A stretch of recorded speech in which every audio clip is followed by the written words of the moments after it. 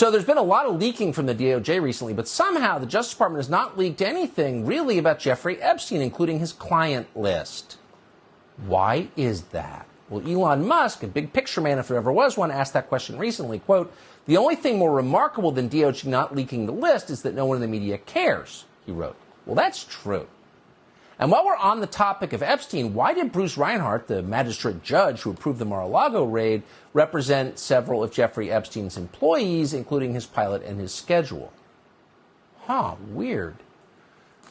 Bobby Capucci is a podcast host who is doggedly following this story. He joins us tonight. Bobby, thanks so much for coming on. So you follow this full-time, one of the few who does. Why haven't we gotten any of this information in the form of leaks to the New York Times, do you think? Well, in my opinion, it has to do with how far it goes. This is such a gigantic in scope operation that he was running that if they really dug deep, that it would be almost earth-shattering what they would discover. If you take a look at some of the similar cases in New York at a similar time for similar crimes, R. Kelly or Keith Raniere, both were hit with RICO charges, but Epstein, Maxwell, no RICO there? I wonder why. Yeah, it's kind of weird. I mean, they grabbed some of Alex Jones's texts the other day, and the line is that Alex Jones is the real criminal, not Jeffrey Epstein, right? But the second they got his texts, you know everything. Everything embarrassing thing he's ever said, of course, is going to be in the New York Times. But they are affirmatively protecting Jeffrey Epstein, who's not even alive anymore. It's just one of the weirdest things I've ever seen. It's been going on all the way since the Vanity Fair article back in 2002, the puff piece on Jeffrey Epstein back then. You know, Maria Farmer outed this guy in 1995, 1996. Nobody followed up on it. Nobody ever pursued him the way they should have.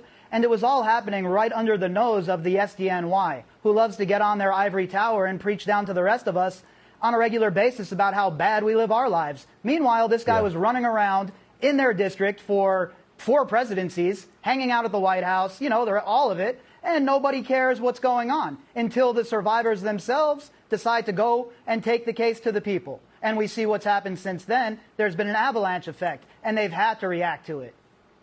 Really quick, you keep reading suggestions that there is a trove of videotape of other people at Epstein's properties. Do you think that's true? Well, what I can tell you is all of the survivors who had access to his townhouse, all of them that had access to Palm Beach, they all said that there were surveillance rooms in those houses set up for that specific purpose, to take video of everybody who came in and to document it. So we're talking about the people that actually lived through this telling us that, and nobody cares. We have, when the Daily Mail is leading the charge to go after somebody like Prince Andrew and not the Gray Lady or the Washington Post, that tells you everything you need to know about where the legacy media is at. Well, that's exactly right. And, of course, he was connected to various intelligence agencies, which might be the real answer. Bobby, I appreciate your staying on this story when few others are. Thanks a lot. Subscribe to the Fox News YouTube channel to catch our nightly opens, stories that are changing the world and changing your life. From Tucker Carlson tonight.